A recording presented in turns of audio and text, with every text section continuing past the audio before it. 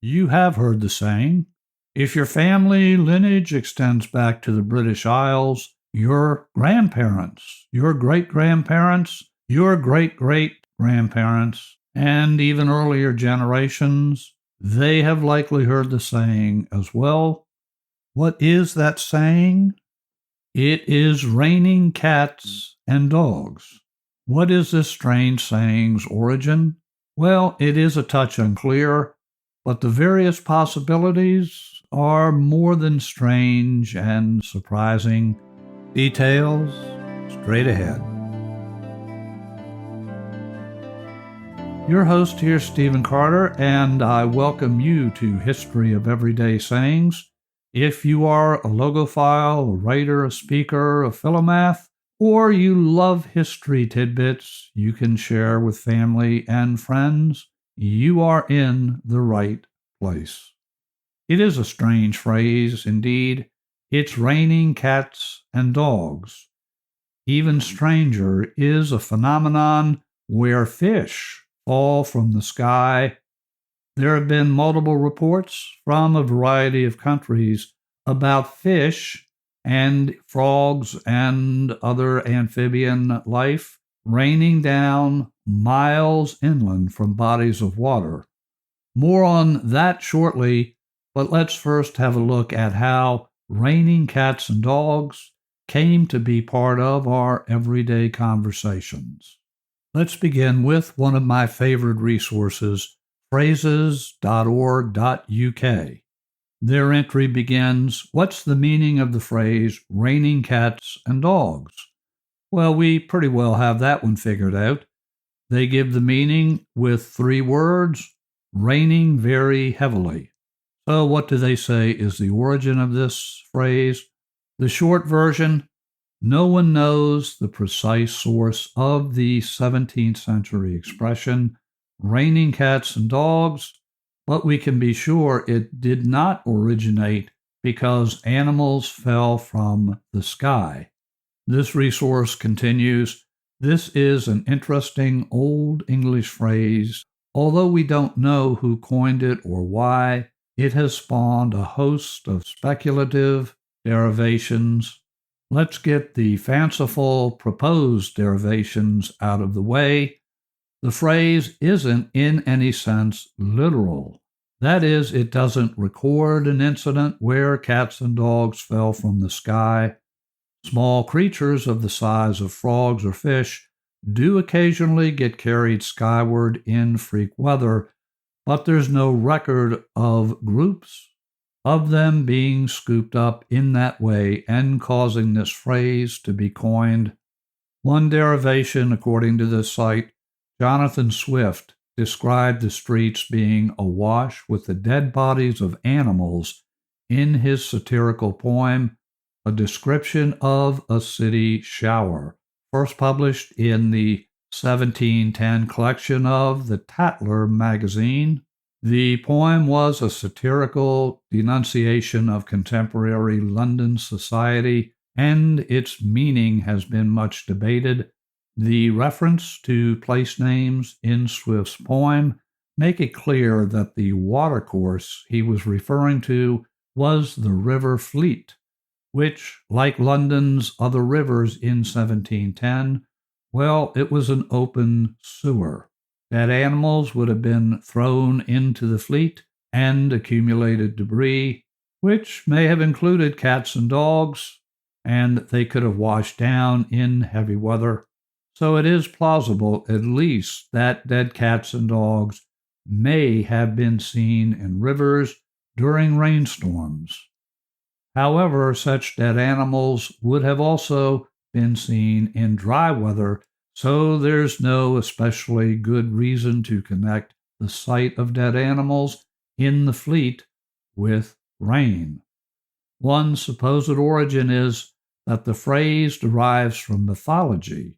Dogs and wolves were attendants to Odin, the god of storms, and sailors associated with them with rain witches, who often took the form of their families. Cats are supposed to have hidden in the wind. Well, some evidence would be nice, but there doesn't seem to be any support for this notion. Let us travel over the pond from the United Kingdom to the United States of America, specifically the Library of Congress. To the question, what is the origin of the phrase, "It's raining cats and dogs"? The Library of Congress entry to this question tells us, quote, "We don't know. The phrase might have its roots in Norse mythology, medieval superstitions, the obsolete word catadup, or waterfall, or dead animals in the streets of Britain being picked up by storm waters." The Library of Congress tells us the first recorded use of the phrase, similar to raining cats and dogs, was in the 1651 collection of poems Olar Iscanus.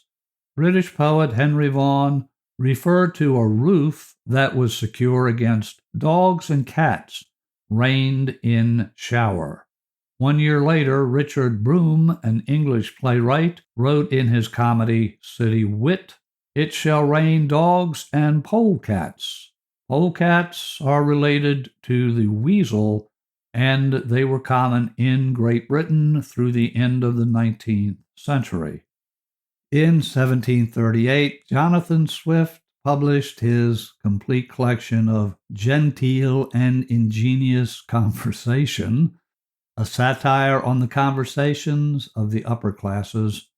One of his characters fears that it will rain cats and dogs.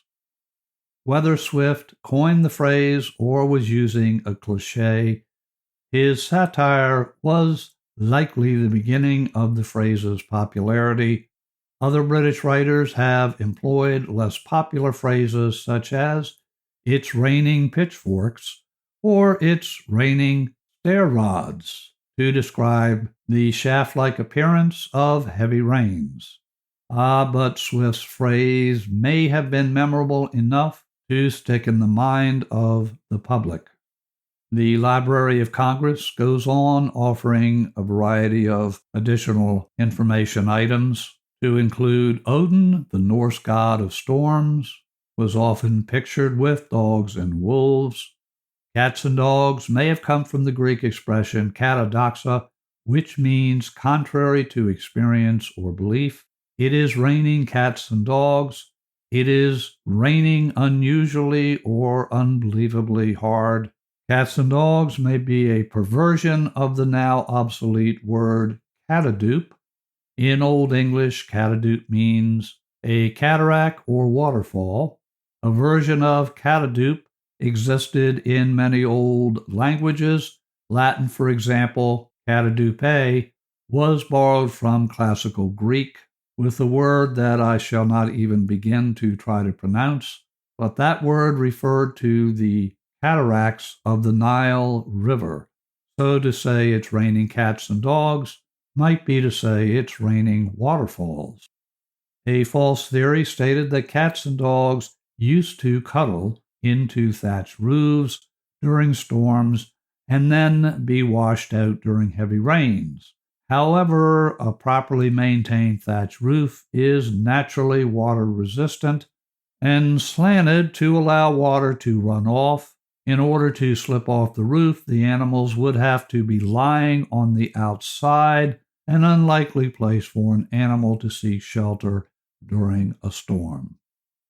The question of the origin of raining cats and dogs, that question was submitted to the Guardian newspaper, and one person who replied to that inquiry said, quote, "I don't know, but the Welsh version, Bauer hen wrangled a fin," for those who speak Welsh, my apology for butchering that, Bauer hen ragged a fin, is equally bizarre, and he goes on, that translates to raining old ladies and sticks. That answer by a gentleman named Hugh Roberts, and that's H-U-W, Roberts, Caerdydd, United Kingdom. Our bottom line to the question about the origin of this strange phrase, we don't know for sure, but the potential sources all are very, very interesting, and many of them very plausible. So how about raining fish? There have been many reports about fish being sucked up from the ocean or rivers or perhaps lakes, carried aloft by winds, and then rained down onto dry land miles away from the water source. However, KTLA.com, which is a news station in Texas, their headline, "Raining fish that fell from the sky in Texas were vomited by birds," researchers claim. And it goes on, researchers have an alternative explanation for the raining fish that fell from the sky in Texarkana, Texas last year. According to a study conducted by a pair of independent researchers, it was not a waterspout that dumped fish across a 4-mile swath of Texarkana on December 29, 2021. It was nervous birds. So there you have it. From cats and dogs to fish, frogs, and perhaps other critters that can fall from the sky, Mother Nature does what Mother Nature does.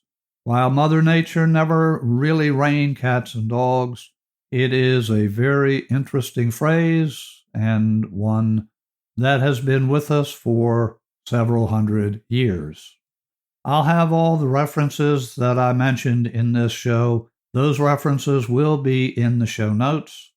You can find previous episodes on our website, stressreliefradio.com, stressreliefradio.com, along with an array of other shows. If you're not yet following the show, now would be a great time to subscribe or follow where you get your podcasts.